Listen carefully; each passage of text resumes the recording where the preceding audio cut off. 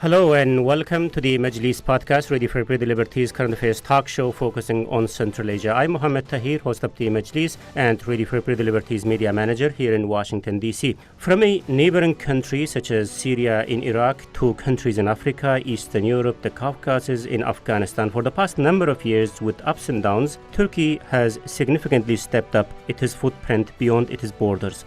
The Turkic-speaking countries of Central Asia have always been there in the good books of Ankara. But like in many other fronts, its place on the list of Turkish foreign policy priorities, I guess, keeps changing. We remember the early days of Central Asia's independence when we would often see Turkish presidents and prime ministers in expedition with planes full of entrepreneurs, which resulted in Turkey taking the lead role in construction projects. Turkey-sponsored schools and universities became the elite educational institutions in the region, and Turkish institutes became a destination for higher education for students from Central Asia, and also a destination for some to work as labor migrants. But with significant ups and downs since, Turkey seems to be again turning back to the region. And the recent summit of the presidents of Turkic-speaking nations in Istanbul is one of the strong signs. This event has created a certain level of excitement in these relations. Now, what next? What should we expect beyond this point in Turkey's role in Central Asia? What does the history of these relations tell us about what comes next? So there's a lot to unpack in this development. To discuss all these, I'm joined by Dr. Eleonora Tafuro Ambrosetti, a research fellow, Russia, Caucasus and Central Asia Center at the Institute for International Politics Studies in Italy, Mirsaid Khabibullayev, chief editor of TRT Russia, a Russian unit of Turkish television, TRT. Mirsaid is joining us from Istanbul, but is originally from Uzbekistan. Luke Coffey, the director of Foreign Policy Center at the Heritage Foundation. He's joining us from Washington, D.C. And Bruce Pannier, the editor of Radio for Pretty Liberties Central Asia blog, Kishlok Owazi, who's joining us from Prague, Czech Republic. Thank you, colleagues, for joining us in this very important conversation today. I guess we have mainly 2 points to discuss in this conversation. Of course, the event in Istanbul with the participation of the presidents of all Turkic-speaking nations is very, very important, and various decisions have been taken there. So let's start from there. What just happened and where are we headed from here? Mirsaid, you followed this event in person. Tell us about your observations, what happened and what's the significance of this event in the overall bilateral relations of the participating nations. Well, what we've seen is a tremendous development of relations between Turkic countries that comes from 2011, the first meeting in Kazakhstan. And now we see they even rename the organization to institutionalize it more. And then we expect both cultural and economic growth, especially after this summit. And now we're hearing the news about a Turkic States Fund that would be established and would be operative in several months, upcoming month. So from both not only Turkish perspective, but from as well as other participants' perspective, this is a tremendous development. And I think this will be beneficial for all parties. However, we have to mention here that some countries, and I would even name especially Russia, might have their concerns, but the latest Lavrov's comment on this event and on the development of relations between Turkic states in general, as he stated, is okay. And it's something really good, and it's something that Russia should also do actively with the countries that more or less relative and close to Russia. From this perspective, I think that the whole process is going more on economic scale. That's what we expect. Yeah, I totally understand. There's a history to it, right? I mean, they have been trying to bring these nations together more closer on a number of fronts, but we are going to talk about that. I see some excitement in Mirsaid's voice. Eleonora, I've been reading your writings. I feel you have a somewhat different interpretation of this event and what occurred during the summit. So any thoughts? I do agree that was a historic event, and I think it marked a shift also in Turkey's, let's say, foreign policy priorities, because as you were mentioning, Central Asia, Turkic countries in general were a priority for Turkey after the fall of the Soviet Union, but then somehow Turkey's attention had to shift to other regions, including the Balkans or the Middle East. Now it seems that Turkey is sort of coming back to focusing on Central Asian and countries, and Azerbaijan in particular, in the South Caucasus.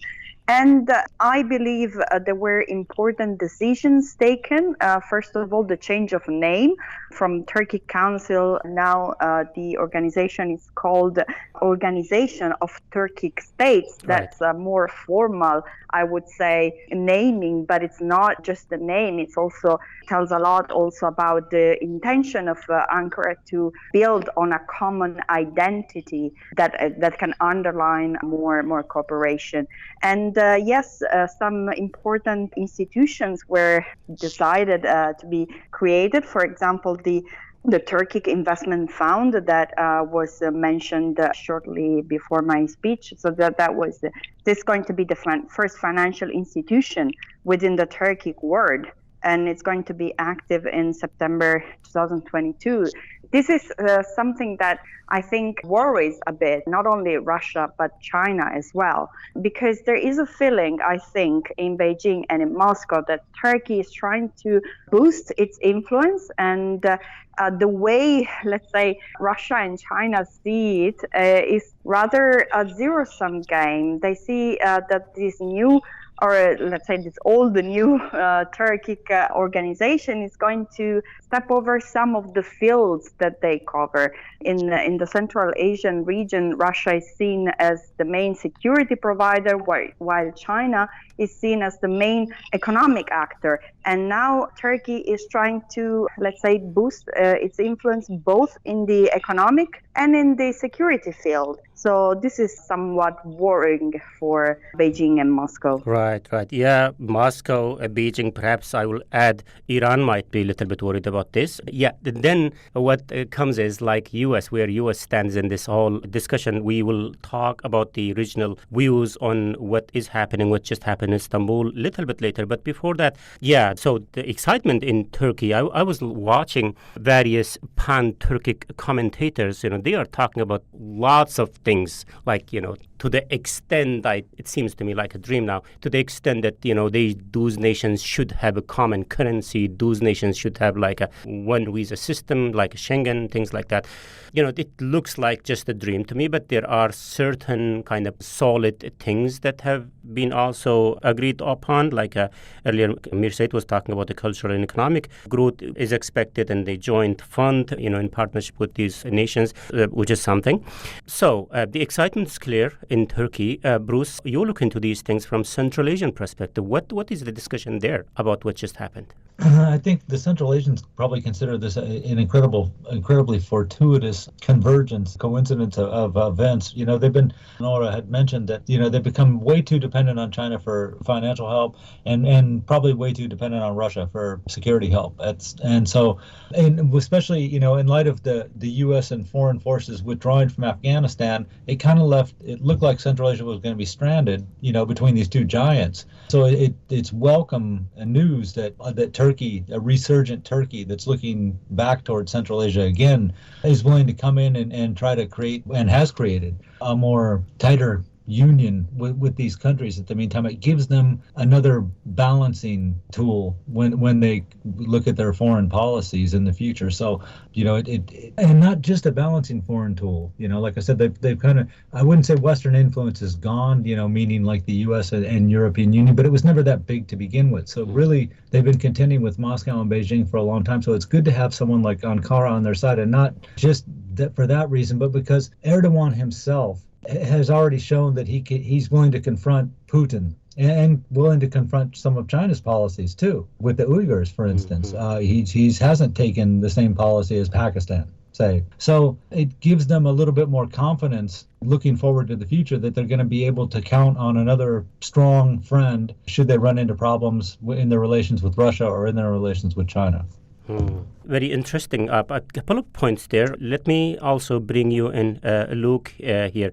So we heard the view from Central Asia, I mean, where their interest might lie in getting back to this discussion again, and also the excitement in Turkey. So how do you see this summit, within the context of summit, this relationship? I mean, what is, as earlier I said, I mean, there's a history to it. So how similar is what we are talking now compared to what we discussed like 10, 20 years ago? Thanks, Mohammed, for having me back on your fantastic podcast, and it's great to join again Bruce on this podcast as well. Well, we do see some similarities between what was discussed in the past, but I think right now there's more energy, mainly driven by Ankara, but also behind the scenes, officials from Baku are very enthusiastic. Also, Kazakhstan is very enthusiastic about what is happening with the newly branded Organization of Turkic States. However, I think there is a cautionary note to be made. While there might be high level of ambition and expectation, especially by the pan-Turkic commentators that you mentioned earlier, the reality on the ground is much different. The 5 countries that form the Organization of Turkic States has about a population of 160 million and an economic worth of about 1.1 trillion US dollars. But last year, these 5 countries only traded about $8 billion amongst each other. And of that $8 billion, almost half of that is just between 2 of the members, Turkey and Azerbaijan. And I suspect a huge chunk of that was in the oil and gas and energy sectors. So the organization has a long way to go to realize its potential. And there is a lot of potential. I don't want to undersell that. But they're going to have a serious and frank conversation on harmonization of standards and regulatory practices in terms of intra-Turkic trade. Of course, this pertains to customs, but also to visas. And I suspect that there are some countries in the Organization of Turkic States that are less enthusiastic about deepening this relationship, at least doing so quickly. And the obvious one, in my opinion, would be Uzbekistan, who tends to stay an arm's length away from some of these multilateral intergovernmental organizations. But in the case of the Organization of Turkic States, decided to join earlier this year. I think there is a difference of opinion inside on how fast to proceed and in which manner to proceed. That's interesting. Mir Said, you are from Uzbekistan. What's the feeling on the ground that you get from the leadership of Uzbekistan? Luke was just saying from the speed in which Ankara wants things to move, Uzbekistan share the same vision. I do agree with Luke on the point that there is a great potential. However, trade level still remains low. This is a fact, and that's why I was concentrating your attention on economic cooperation, because there's a lot of space that countries can move. On terms of pace, like Ankara's speed and the will to do things faster, and Uzbekistan's will to, In terms of our observations, we haven't seen that Uzbekistan has elected its new president in 2016, and it's still new. And from that time on, we see Uzbekistan participating in this kind of organizations active.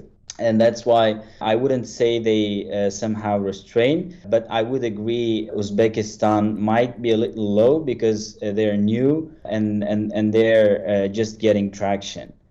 However, I agree with Luke that these countries need harmonization because in reality, there is still Soviet path in almost all Central Asian countries. But what we do see is that their will to diversify, to get rid of that past, at least from economic perspective, and they want to diversify. So I think it's not only in Turkey's will, but in all of those countries. But in Turkey, probably traditionally things are done quicker,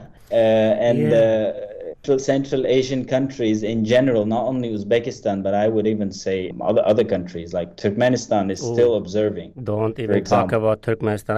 I don't see there's any huge excitement there in Turkmenistan from this perspective. That's what I'm saying. They are still not even member in those countries, to sit and wait on where is the general vector going. Okay, Bruce, you are raising your hand, so jump in. Yeah, I just wanted to mention that, in the case of Uzbekistan, this is going to be an interesting balancing act because they're getting pressured by Russia to join both the Eurasian Economic Union and the Collective Security Treaty Organization at the same time. So if they move fast on partnerships with the Turkic group, then they're going to have to figure out how they're going to explain this to the Kremlin at the same time when they've been putting them, keeping them at arm's length. That was a good term, so it's understandable why Uzbekistan is not rushing at this particular moment, because they're going to have to figure out how to deal, both with Ankara and Moscow and try to keep both on their side without, offending the other one.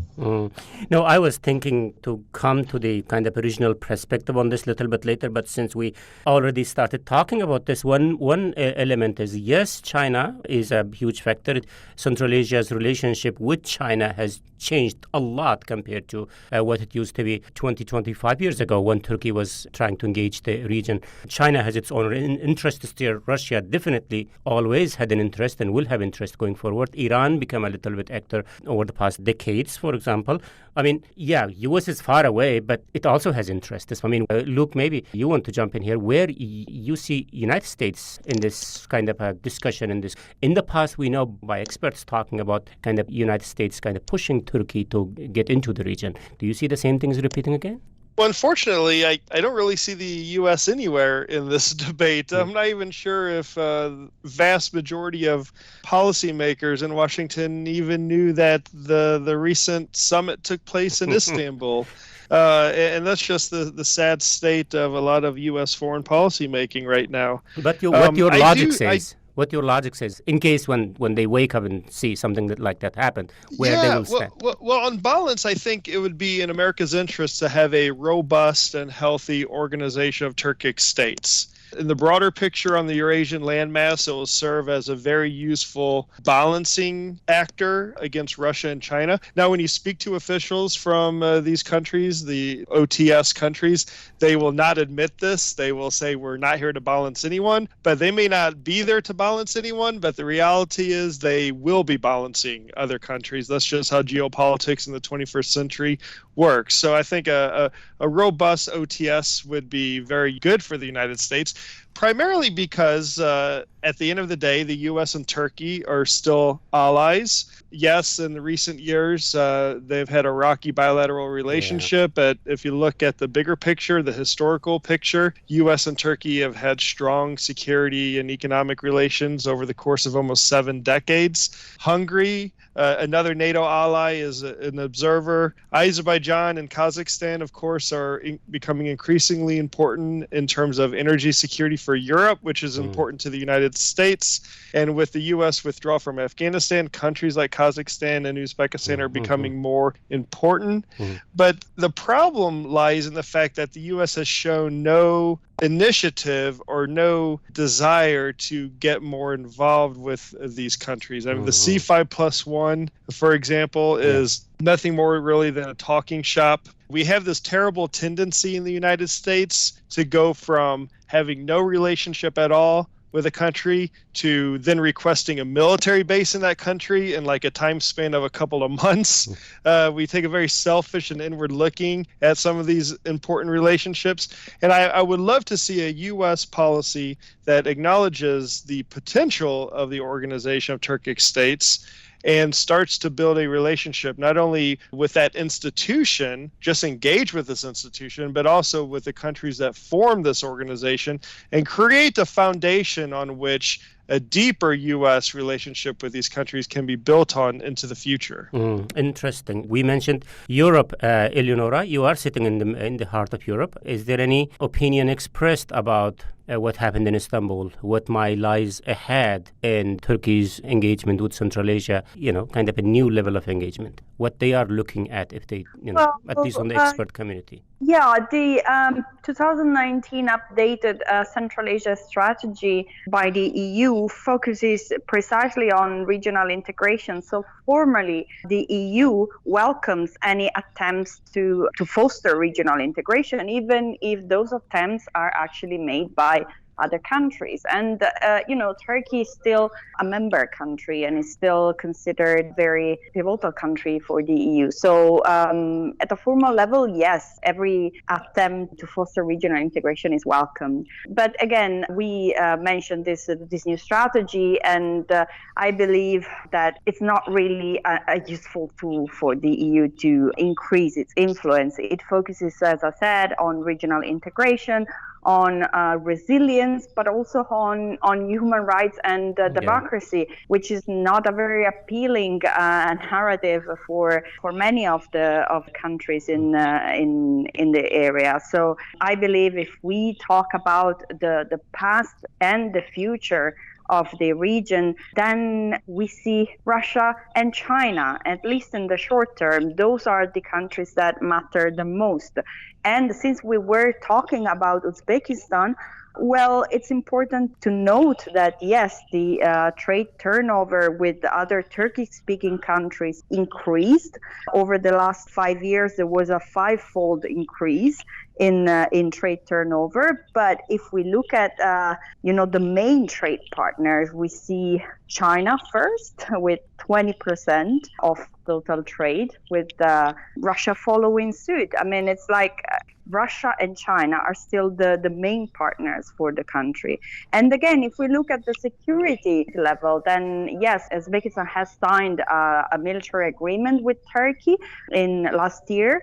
But it's still Russia, the main security provider. The CSTO, bilateral exercises, even this Shanghai Cooperation Agreement plays a bigger role in the Central Asian region compared to Turkey and compared to the EU and the US. Yeah, it's very complicated. Like, Russia, as you say, Russia is there as a military partner of the region, and China is there as an economic partner, where Turkey falls in this.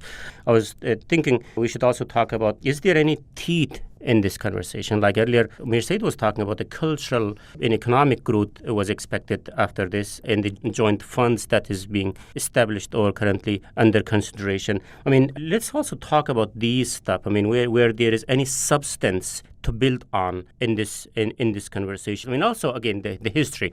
There is a history, as we discussed, to this discussion. And what does the past tell us about the future? Let's continue the conversation talking about these and many other questions very shortly.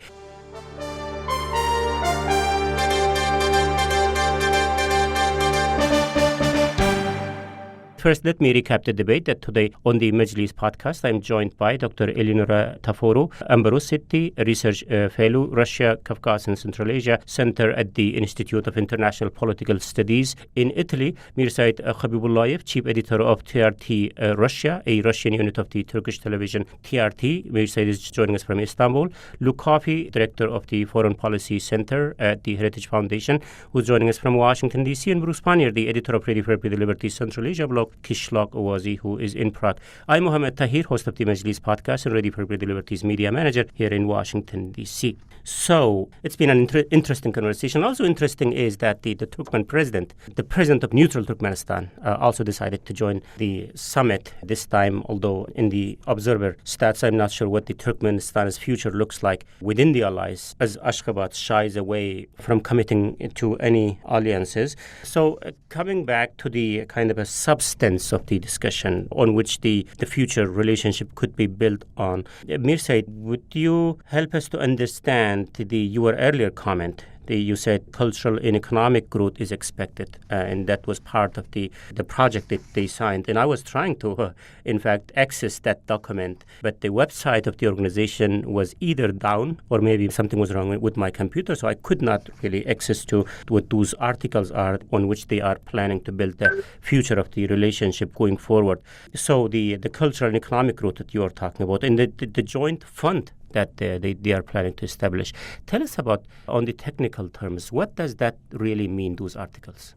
Well, I want to tell you my memory from Tashkent. Yeah. I was passing by through a Chinese embassy in Tashkent, and I have seen like 200 students waiting to get visa to go to study in China, and I have seen only 5 students waiting in front of Turkish embassy, and I have seen none waiting in front of Kazakh embassy or any other from this country. So, that's very understandable, Mirsait. I mean, the need for closer cooperation between these Turkic-speaking nations that's there. The need is there. But I'm just trying to understand the substance on which they are trying to build this relationship. I mean, you said about the cultural economic growth. I mean, where you think you will see this happening?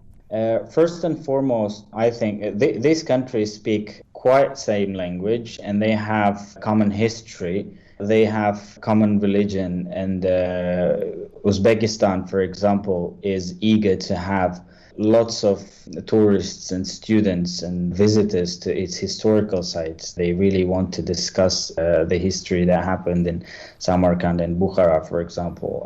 This is where Uzbekistan sees its traction. Kazakhstan as well. Kazakhstan depicts itself as, the actual root of Turkic tribes, and showing the living style of ancient Turkic tribes.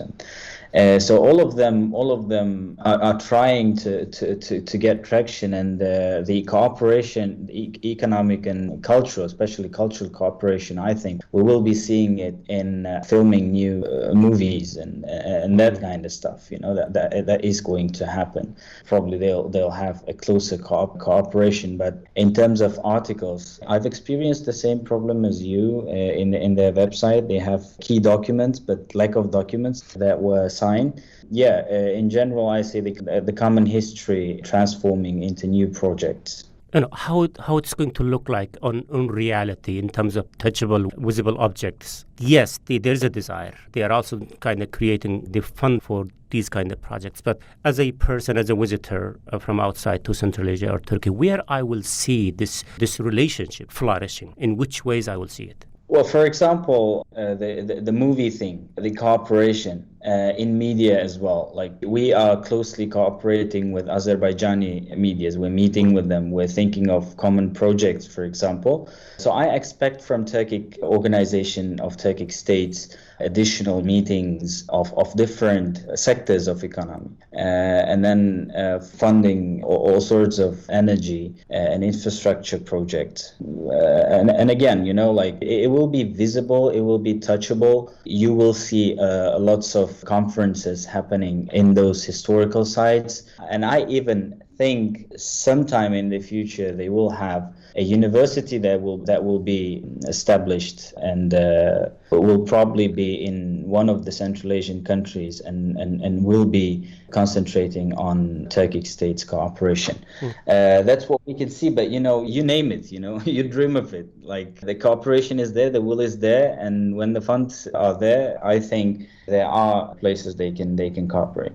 Okay, I guess you were talking about the universities. I guess there are already universities with the sponsorship of Turkey. At least I know 1 or 2 active in Kyrgyzstan, and also in Kazakhstan, and also in Turkmenistan. I guess I don't know what's the states of. Not about Turkish universities or Turkish funded universities. I'm talking organization of Turkic states is not about Turkey itself. It's about all of these countries. So probably what I mean by university is something that is decided by the members of Turkic states and done together. Okay. So Eleonora, earlier you were talking about the establishment of the joint fund, which is something you said never happened before, with the partnership of all these Central Asian countries. Do you have any details of what this entails? What funding are we talking about? How this partnership is going to work, and where this fund is going to focus on? No, actually, there were not many details disclosed, but the investments, I guess, will work more or less as a normal investment bank. So it would be like project based. But I wanted to comment on what was said before on cultural cooperation, because I think this is going to be a very important field in which Turkey is going to invest quite a lot, and in which Turkey already has a lot of soft power. And yes, I think the Ahmet Yesevi University in Kazakhstan could be sort of labeled as a Turkic university, but of course there is not one university that belongs or was funded by the whole set of countries in the organization. And the media cooperation has received quite an important boost. There is already an agreement to foster cooperation between national news agency and national channels in the organization. Now there is going to be operated a new media coordination committee. So this is an area in which cooperation is going to be more and more active, I would say. Maybe I'm expecting too much too fast in this. I mean, soft power or cultural cooperation, the type of things that you are talking about, Eleonora. I mean, what difference it's going to make in the day-to-day life of the people to bring them together? I mean, yes, joint movies and, conferences and all this stuff, maybe, or, kind of cooperation between media organization. Yes, yeah, but how fast it's going to change the bilateral relationship of these countries in terms of the touchable, visible way, how it's going to impact the need for economic cooperation, political cooperation. Soft power is never, a quick way to achieve a foreign policy objective. But I think it's quite an effective way in the medium to long term, because it works on images. And it works on making national narratives appealing for other countries. And in the end, it does help to achieve some foreign policy objectives. In the case of Turkey, of course, the main goal is to portray the country as a closer country, as a brotherly country. There is this insistence on this family ties, family relations. Even the language used by Erdogan and Çavuşoğlu, for instance, refer to the organization of Turkic state as one big family. And when Turkmenistan joined as an observer, Çavuşoğlu openly said, "Oh yes, our family is now going to grow even further." So I think this is the thing, to make Turkey more loved, more cherished by the population, and so to make Turkey's foreign policy objectives more appealing also for other countries to follow. Mohammed, if I could add quickly to that point Eleanor just made about the soft power and the cultural aspects. Yes, the cultural links and promoting the commonality of language and culture and shared history, that's the lubrication of what will help grow this organization, at least like the public face of it. This is what will make people excited, the average person interested in it. But I do believe, going beyond the economic side of things, we have already seen geopolitical implications. If you look at the summit declaration, there's a whole paragraph in there congratulating Azerbaijan for its victory over Armenia during the Second Karabakh War. Well, two members of the Organization of Turkic States, Kazakhstan and Kyrgyzstan, are also in the Collective Security Treaty Organization, which Armenia is a member of. So it would be like Russia attacking Estonia and then another NATO member congratulating Russia for their military victory. And I do wonder, it would be almost impossible to prove because of the lack of transparency or access to publicly available information. But it would be very interesting to somehow find out what impact the organization, the then Turkic Council, might have had in terms of Kazakhstan and Kyrgyzstan maybe slowing down some sort of formal or public response from the CSTO last year during the Second Karabakh Karabakh War. So I already think there are geopolitical implications for the emergence and growth of these Turkic countries coming together.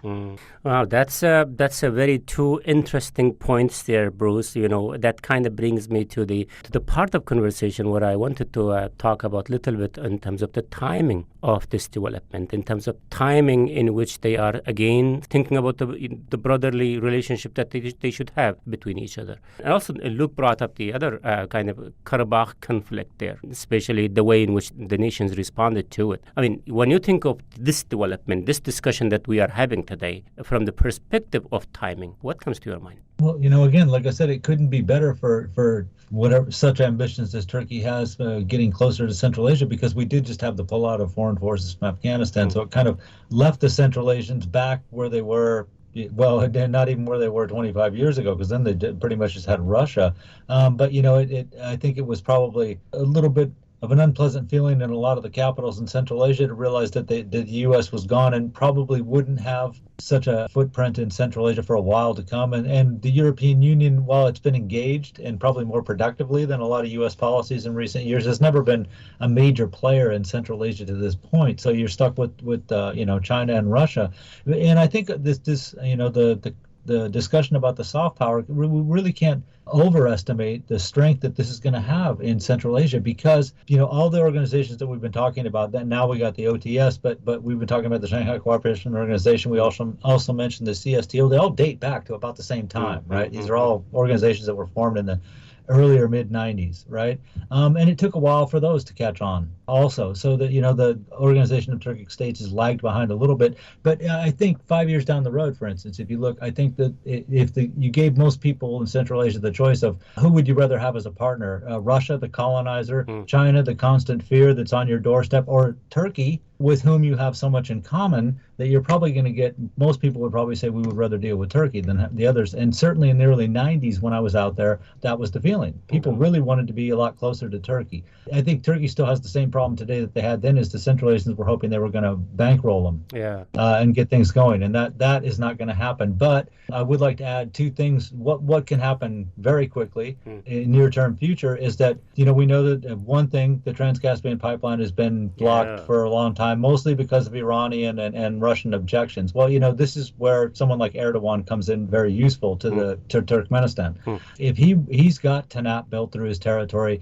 Azerbaijan has the pipelines that go to Tanap already. They have plans to expand it. They're going to need more sources of gas. Turkmenistan is the one that everyone's looking at. Now, if Iran and Russia raise objections, as they have, about on environmental grounds, Turkey at that point can say, well, we'll send our people in too. And if they're willing to stick up for Turkmenistan on this and really press, both Tehran and Moscow on this, they might have some success in getting that through. Now, the other thing to think about is what happened on the Kyrgyz-Tajik border in April this year, right? Kyrgyzstan got whipped pretty bad. There's just no other way to look at it. The Tajiks got the best of them in that conflict. It didn't look like there was anything that Kyrgyzstan could do about that, especially when Russia pretty clearly sided with Tajikistan on what had happened there. But now all of a sudden, the Turkish defense minister visits the region, and to be fair, he went to both Kyrgyzstan and Tajikistan, but Kyrgyzstan's the one that got the drones, the same ones that were using in Azerbaijan or in Nagorno-Karabakh, and the same ones that Turkey has been using quite effectively in Syria and also in Libya. So they all of a sudden got the drones, and it changes. At least it made the Kyrgyz government feel better about their chances if the conflict were to erupt again. It's too bad for regional cooperation, because Tajikistan, with a strong Turkic group, Pan-Turkism or something like that, Tajikistan is clearly the loser in this. But in the meantime, Kyrgyzstan, having just been basically humiliated in that conflict in April, at least feels a lot better about itself now, because it's able to rearm with very effective weapons that have been proven to be very effective on the battlefield. So there's two things that Turkey can do. One that they have done, another one that they can do in terms of gas, which would go to Europe, and I would imagine the U.S. would support this too, that would make a big difference in close ties with Turkey. Yeah, that kind of sums up the conversation that we had today. But just the very last point, I know we have to end the conversation very, very soon. Just the last point where Bruce ended his thoughts. I mean, what kind of signs we should be looking for, where our eyes should be in terms of the indicators, where things are headed in immediate future in this discussion. Let's start with Eleonora. Briefly, please. Yeah, I'm going to focus on the arms industry because we have discussed the Nagorno-Karabakh war and the role that Turkey has, of course, the Bayraktar drones. But if we look at the countries that import most weapons from Turkey, apart from Azerbaijan, we don't have any Turkic countries. We have the US, we have Ukraine, we have South Korea. So I think this is a field that we have to focus our attention on because there is a lot of room for improvement and for growing cooperation. Okay. Mirsad, what is your thoughts in terms of where things are headed going forward from here? What are the indications you will be looking at to determine where we are headed in this conversation going forward? Well, I agree with Eleonora that military cooperation is a huge space to develop, but I do think that is there any specific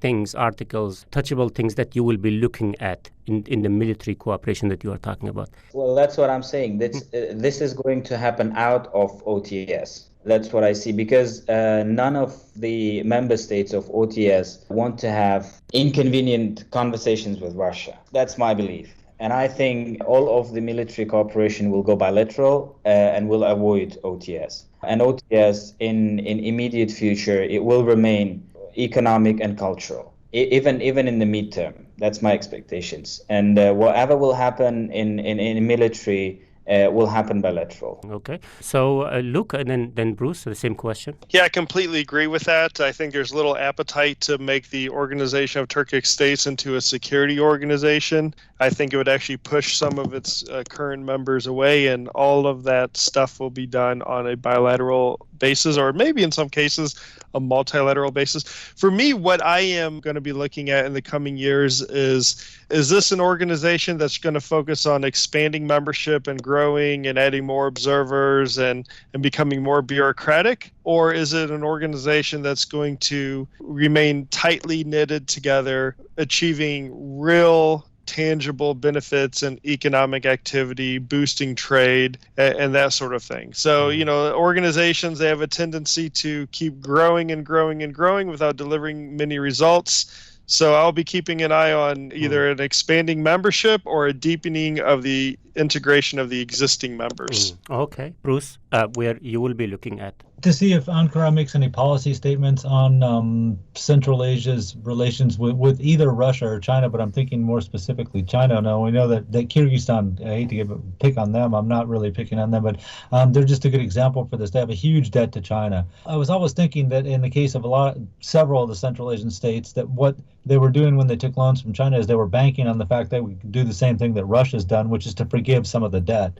If Ankara was to say all of a sudden that you're bankrupting these states with these loans, and why can't you give them a break, cut half the debt or something? But something in that area where they're getting pressure from China or Russia, and Ankara actually says something and says, look, why don't you lay off them a little bit? You can see that Turkey would like to be in the role of the big brother of the region. So will they actually stick up for them internationally when they run into problems with bigger powers? Yeah, that's an interesting point. Okay, I think unfortunately we have to conclude the conversation here, but surely our eyes will be on this, how things go from here in this conversation. Thank you very much, Bruce Pannier, the editor of Ready for Liberty Central Asia blog, Kishlock Owazi. Also, big thanks goes to Dr. Eleonora Tafuru Ambrosetti, a research fellow, Russia, Caucasus and Central Asia Center at the Institute of International Politics Studies in Italy, Mirsad Habibullayev, chief editor of TRT Russia, Russian unit of Turkish television TRT, Luke Coffey, the director of Foreign Policy Center at the Heritage Foundation. Thank you very much, colleagues, for your time today. And this is from me, Mohammed Tahir, host of the Majlis, Ready for Liberty's current affairs talk show focusing on Central Asia. Until next week, bye-bye.